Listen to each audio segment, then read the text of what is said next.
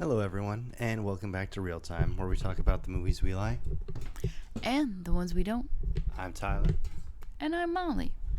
We just saw James Gunn's Superman, and here's what we thought.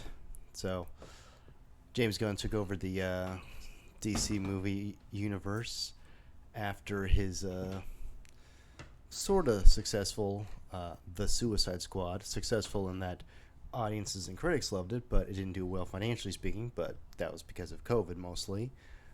As well as it premiering same day as on HBO Max as it did in the theater. So, no duh, people are most likely going to stay behind at home to see it as opposed to going out to the theater. Makes sense to me. And after Henry Cavill's end credits scene in Black Adam, it was thought that he was going to be Superman again afterwards. Unfortunately, that didn't happen, but here we are, this new Superman, this new DC movie universe. And what did we think? You want to give your general thoughts on Superman, please? Okay, well, since you said please, I will. Um, well, as if you have seen our last Superman video, you know that I am not really a fan of Superman. I don't really, I do not read the comics, and I only watch the movies when Tyler makes me. So, I'm not the biggest fan. However, I did enjoy my time watching this one. Yeah, I did too. I thought this was a nice blend of Silver Age silliness and some more sophisticated storytelling of modern day comics. Um, I feel like Superman, played by David Cornsweet, this time is a much more relatable character than he has been in other movies. Uh, you really get the sense that this is an actual guy who is Superman, as opposed to just a character or an icon, if you will. You know, this Superman, he gets angry. He has emotional moments. He gets sad. He is disappointed when he finds out something terrible about his parents, his Kryptonian parents. You feel the love he has for anyone and everyone who really deserves it, which to Superman is anyone really. Yeah, I agree. The movie made Superman very realistic as a human. Um, he has human qualities and has human problems, and I thought that was very nicely done. Yeah, yeah. So, like we said, James Gunn directed this. He wrote it as well, and I would love to see him keep going forward with this. He's running the show with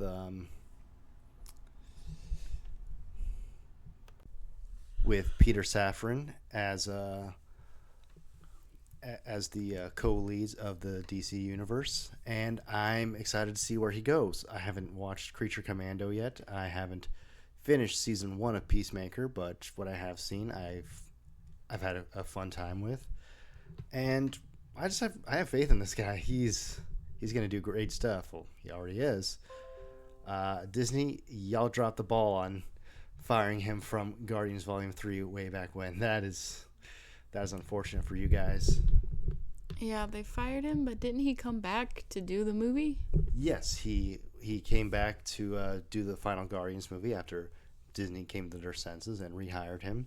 He also did the holiday special, of course, and some sort of weird I Am Groot Disney Plus series. I didn't see it. It didn't look like my sort of thing. But yeah, honestly, this is a bad call to fire him in the first place, which has been said by multiple people over the years. So I'm just another in a long line of people who agree with this. Yeah.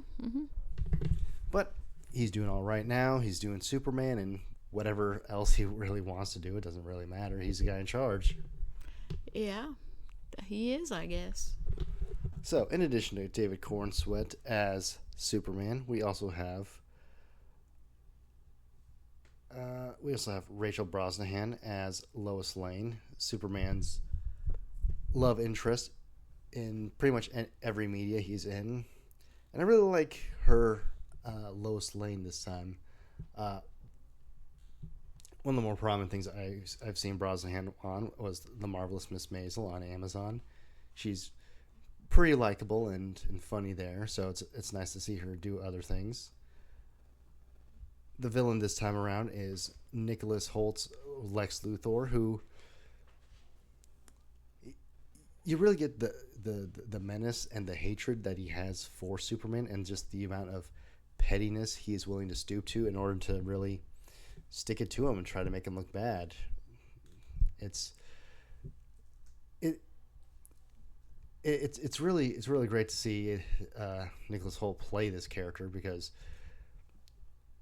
I don't know about you, but most of the things I know him from are his more heroic roles, like in the X-Men movies, Warm Bodies, Nosferatu, Fury Road. So it's nice to see him as a villain, though I guess he was kind of a villainous character for a bit in Fury Road. Yeah, I guess so. But yeah, I know what you're saying. Usually Nicholas Hoult, who I do really like. Yeah, he is usually in the more hero roles or the good guy roles. So seeing him be able to let loose as a bad guy is pretty cool. And it makes sense for him to be Lex Luthor, because he was actually up for the role of Superman in this movie. So who better to cast as the bad guy, as the guy who didn't quite make the cut to be the hero. Yep. Mm-hmm. He also was on the list to play Batman in The Batman before Robert Pattinson got the role, so Buddy's just missing out on things left and right, unfortunately. Yeah, that is unfortunate, but I do think he was pretty much perfect as Lex Luthor. The Daily Planet crew doesn't get too much focus this time around. I'm of a few minds about that. On the one hand, it would be nice to really get to know them better as characters, but I guess we could do that in the sequel. Which, this movie itself kind of feels like a sequel to an origin story that we didn't get. But I'm fine with it, because how many times have we seen Superman's origin? A lot. We all know his story by now. We don't need to strictly see every single little detail about it. Yes. Sorry, I'm very tired. I was yawning. But yes, that is true. We know where he came from. We know everything. So, yeah. Speaking of Superman's parents, his Kryptonian ones, that is, they are being played by Bradley Cooper as Jor-El and Angela Serafian as Lara. Now, their characterization in this movie has been criticized online, because in the movie, Superman has a message from his parents that they sent off with him before they sent him off the planet. You know, the typical we love you, all that stuff. And then it switches and says, yeah, but conquer the earth, take a lot of wives, spread your seed, rule without mercy, all that stuff. And it's like, hold on, what's going on here? Did Clark get sent from Krypton or Viltrum? What's going on here? Yeah. I don't know too much about Superman, but that does seem a little weird. It is, but I also kind of don't mind, because Superman is supposed to be better than his parents. He's supposed to become Superman, not because he's a Kryptonian, but because he is human at the end of the day, because he was raised on Earth. He was raised with our values. So that's why he's Superman. Superman is what he can do, but Clark is who he is, if that makes sense. Yes, that was very well said. And I feel like this movie gets his character down pretty right. Look, Clark Kent is not cool at all. He is a massive dork, and we love him for it. Mm-hmm. Yes, we do. He goes back home to Kansas to see his parents, Jonathan and Martha Kent, who are played by Pruitt Taylor Vince and Neva Howell, who, as soon as they spoke, I knew instantly, oh, yeah, they are definitely Midwestern. Yeah, for sure. That plus the wood paneling in their house for the walls, like, yeah, this is definitely a Midwestern household. All my years in Illinois and Missouri have confirmed that for me. Yeah, that was Well done. The parents, I thought they were very likable. Especially in the first scene we see them. His mom is talking to him on the phone, and the phone is sitting on the table, and she's just yelling at it. It's pretty funny. Yeah, pretty accurate. I'm pretty sure I've seen your grandma do that too. That does not surprise me. But on the other hand, in Man of Steel, we saw a Casey's in Smallville, so it's basically even. Yeah.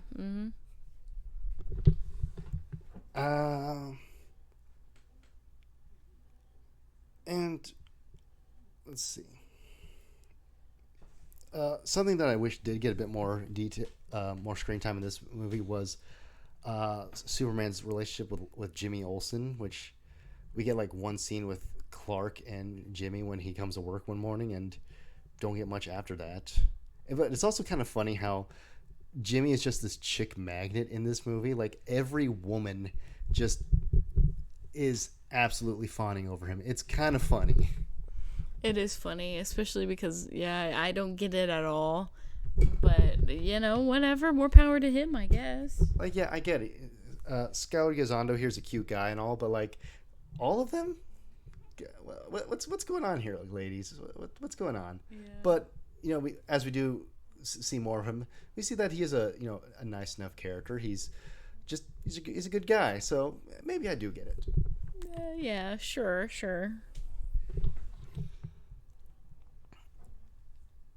And finally, we have the Justice Gang. We have Edie Gatheki playing Mr. Terrific. In the comics, he's known as the third smartest man on Earth.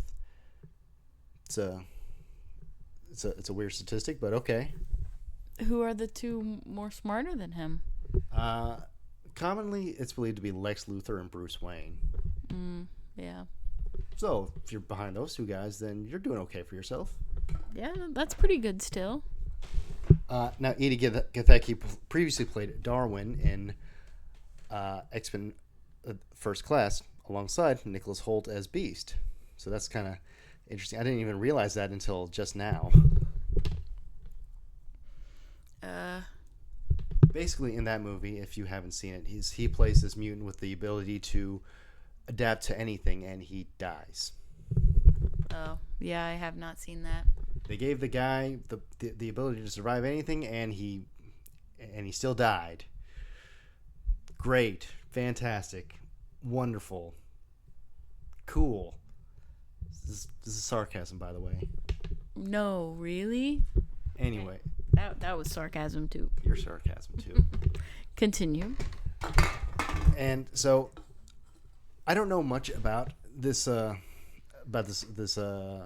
this guy's other roles or anything, but it was nice to see him nice to see him get another chance in a superhero role, because I guess even superhero movies can't escape the black guy dies first cliche. I guess not. Yeah. Nathan Fillion plays Green Lantern Guy Gardner. Now, before the Ryan Reynolds Lantern movie came out, Nathan Fillion was a popular choice to play Hal Jordan in that movie, but he would go on to play Hal in some animated DC projects. But this is fine too.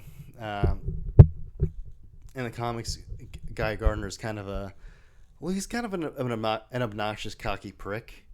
I kind of don't like him, but I kind of do at the same time. It's a weird relationship. Sure. Okay. Like, he's a massive chode, but at the same time, he's funny. Yeah, that's true. And that holds true for this movie too. He's an arrogant, cocky douchebag, more or less, but there's some scenes where he's not exactly doesn't exactly have a heart of gold, but he's entertaining. You like him you like him and you don't like him at the same time. Yeah, I get what you're saying. Plus, the lantern effects look so much better here than they did in the 2011 Lantern movie. And I am looking forward to seeing Kyle Chandler play Hal Jordan in the Lanterns TV show. That should be fun, I hope. Yeah, sure. Which Nathan Fillion's going to show up on that too. So if you're hankering for more from him, there you go. Plus, Peacemaker season 2. Mm-hmm. Yeah. Okay. The final member of the Justice Gang, as they call it, is Isabella Merced's Hawkgirl. She doesn't really get too much focus here. Maybe she'll get more later on, but yeah, she was fine enough. Yeah. Yeah. Sure. Mm-hmm.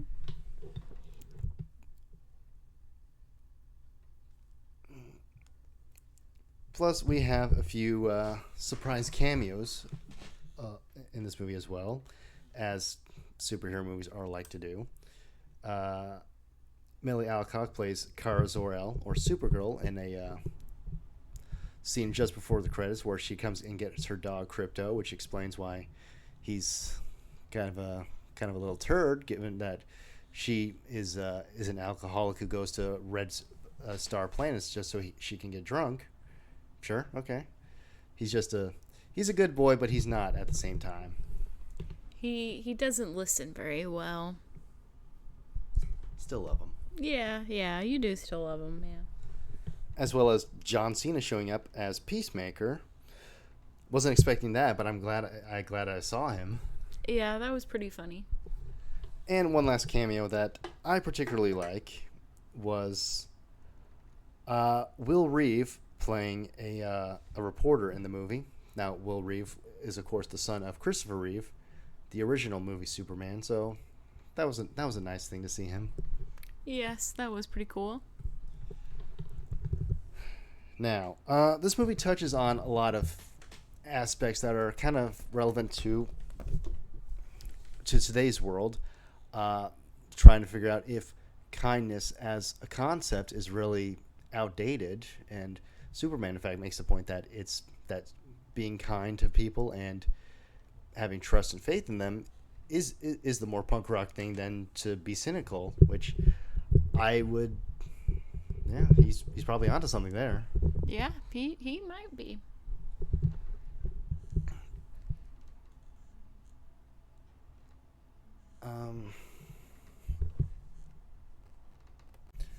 This movie also, I think, addresses some complaints that fans had after Man of Steel, what with Superman's actions in that movie, plus with Batman v Superman, where he does create collateral damage with his trying to save people, and as well as him acting unilaterally as really a force on Earth with no real oversight. They touch on that here and there, which I thought was an interesting thing to get into.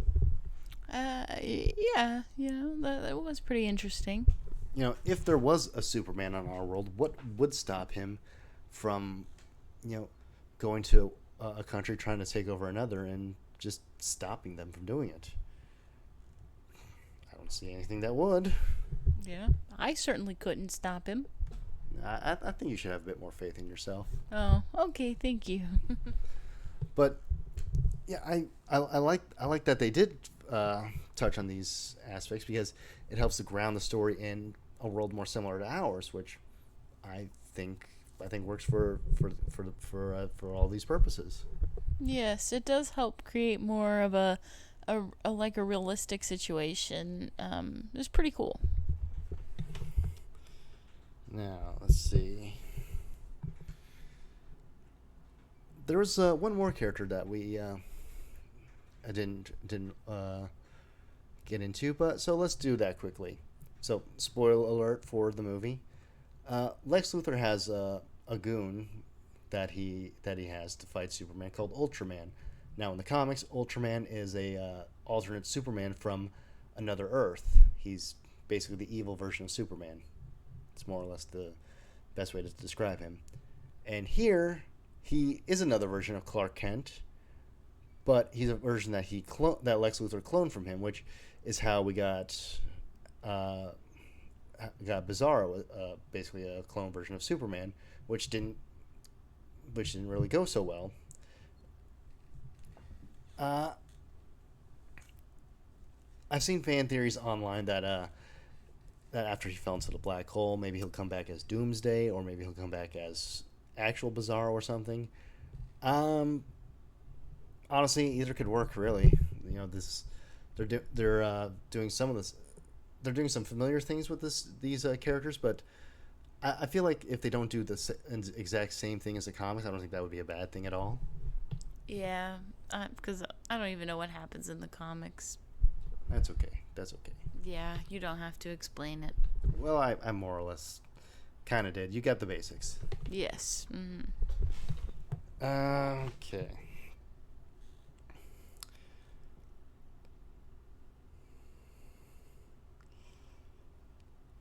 So other people, of course, tried out for these roles are uh, as it happens. Um, would you like to know who could have been Superman? No. You're gonna learn. Okay, tell me.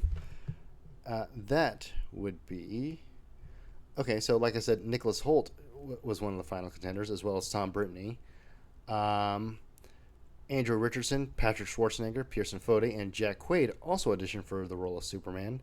Quaid did play Superman on My Adventures with Superman, though, so that's cool. Yeah, I guess so. Jacob Elordi was approached, but he didn't want to do it. All right. Emma Mackey, Samara Weaving, Phoebe Dynevor, and Mary Mauser also screen tested for the role of Lois Lane before Rachel Brosnahan was cast. Yes, I know some of those names. Bradley Cooper was considered for the role of Lex Luthor before Holt was cast. Previously, Cooper read for the role of Hal Jordan in Green Lantern, and, as you all know, previously played Rocket Raccoon in Gunn's Guardians of the Galaxy trilogy. Yes, I did know that.